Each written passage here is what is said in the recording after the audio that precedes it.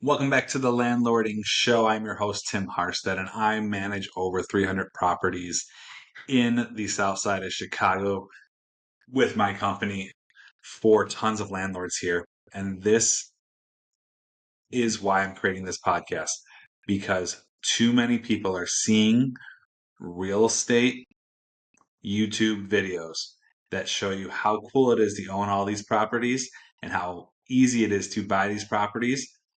But none of these videos are showing you what to do after you buy the property. And that is why I started the Landlording Show. So please subscribe. Please look us up on YouTube. If you're not seeing this here, click the link below, subscribe. This podcast is for you. If you are in the investing game, but you don't know what to do next, this is the podcast for you. Today, I'm going to talk a little bit different, a little bit more philosophical, if you will.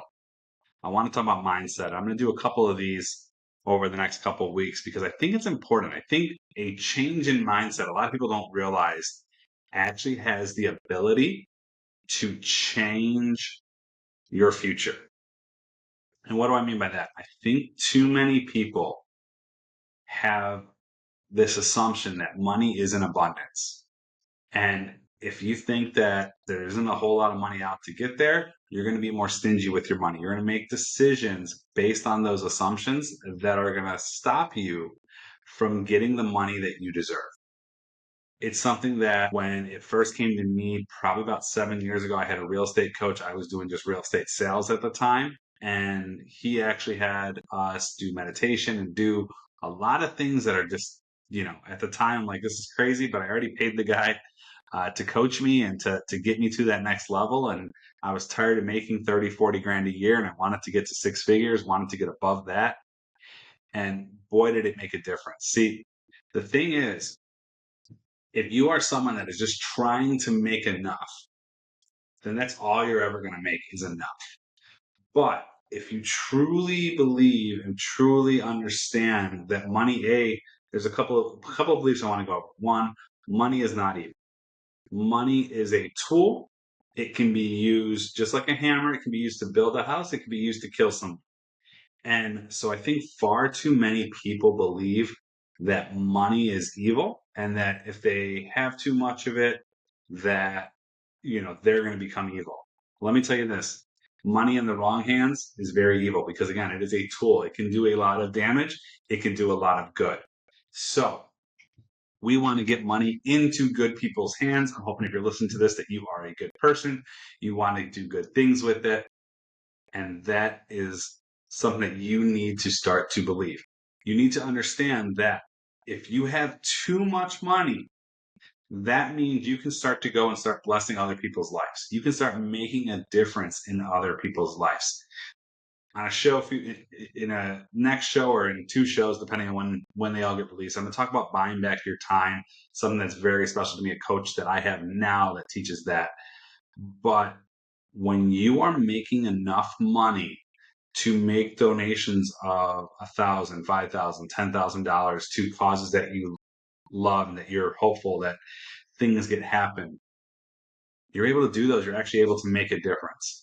When you are at your job, you're 9 to 5 and make $50,000 a year, nothing wrong with that. But if you want to do more with your life, you have to understand that you might as well make as much money as possible because that's going to allow you to hire more people, get more people to a higher level. It's going to allow you to give back to the causes that you want.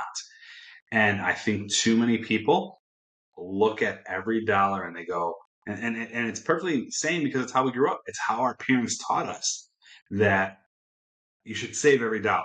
You can't go out and spend it. You need to, if there is, let's just go back into real estate. Let's talk, stay on topic here.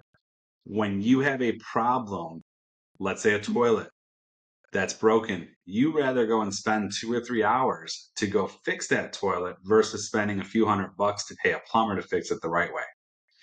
And the issue with that is twofold. One, you're doing a disservice to your tenants, you're doing a disservice to your house because you're doing it incorrectly, most likely because you're not a plumber, you're not an expert. But on top of that, what could you have done with those several hours.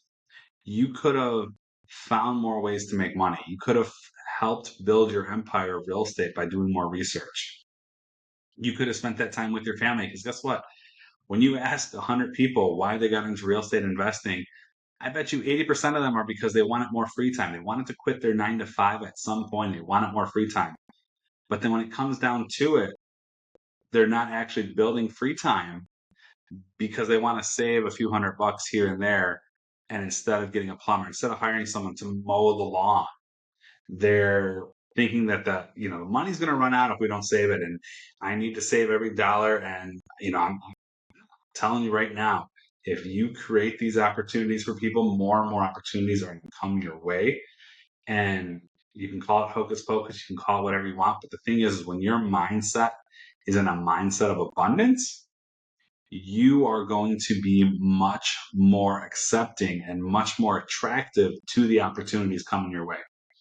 If you're spending time 3-4 hours a day looking for deals, reaching out to real estate agents, reaching out to wholesalers, looking for those deals and analyzing 10, 20, 30 deals a week, you might not even make an offer on one. You might analyze 200 deals and finally put in an offer, and that's okay because you're doing those money-making activities. You're making sure you're getting the right one.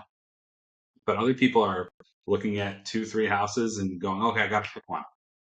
Or, I don't have time for this. And I just need to either buy one or the market's not right because it's hard. And unfortunately, if it wasn't hard, or I should say fortunately, if it wasn't hard, we wouldn't make money off of it because everyone would do it. And the only reason you make money off of things is because it's hard and people don't want to do it. So I'm telling you guys, if you want to take your real estate investment to the next level or to the first level, we need to look deep inside and look, are we being abundant mindset? Are we looking for ways that we can free up more time, that we can buy back our time? And again, I'm going to talk more on that in another episode, but how are we looking at it? Are we looking at, let's save every dollar, let's not, I need to make a $50, $100 profit? Or are we looking at it, hey, in 4 years, I want to make 150, 200 grand on this building. So I need to do everything I need to do to make sure that the value of the building keeps rising up. So I'm not going to try to save on putting crappy windows in. I'm going to put the best windows in so that way the value of the home goes up.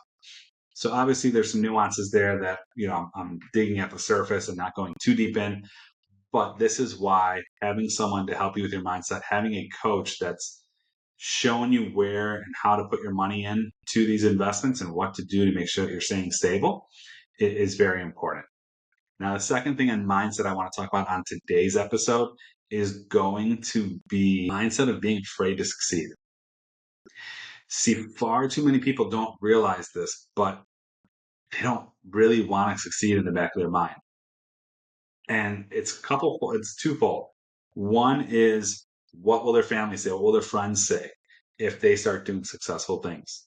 What will happen when they start being successful and other people around them don't keep up and they have to leave them behind? You hear a lot of people right now, especially around election time. We just finished an election. You hear a lot of people talking about, oh, the super rich, they're evil. They, a lot of hate towards people that have been successful. And if you have that mindset where you are hateful towards people that are successful, then in the back of your mind, you're going to do things to make sure you're not successful because you're not going to do the things that they had to do to get there. And the things that you can do with a tool when you're making hundreds of thousands, millions of dollars a year, the tools that you have to better the lives of the people that you love, to better the causes that you are fighting against or for, or whatever it is politically, to be able to affect those in real ways is huge. Bill Gates doesn't sit there and go, oh man, I wish I wasn't successful. And, I don't think I should have this money. What does he do? He takes the money, he keeps earning more, he keeps building Microsoft, he's building LinkedIn, other companies that he keeps buying more and more.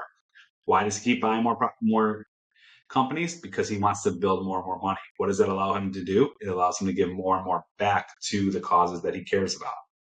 So I think it's something for you guys all to take a deep look inside yourself and find out, do I really want this? and what do I have to do to get out of my own way to be financially successful. So that's going to be it for this one. Just wanted to hop on here for a quick podcast about mindset, about the abundance mindset. And I hope you guys really take this into consideration and really start looking at it. And if you have any questions, let me know. I'm thinking about doing a real estate Q&A on my company, Chicago Style Management's Facebook. So if you're not following them, follow Chicago Style Management on Facebook and on Instagram, because coming up in the next few weeks, I'm going to start putting out some feelers to maybe start doing some lives where I can answer your guys' questions on what to do in certain situations, in specific situations for you. So follow us on Facebook, follow us on Instagram. Please follow us on YouTube as well. Subscribe. It really helps us out to get the word out to everyone else so we can keep doing these. And we'll see you guys next time.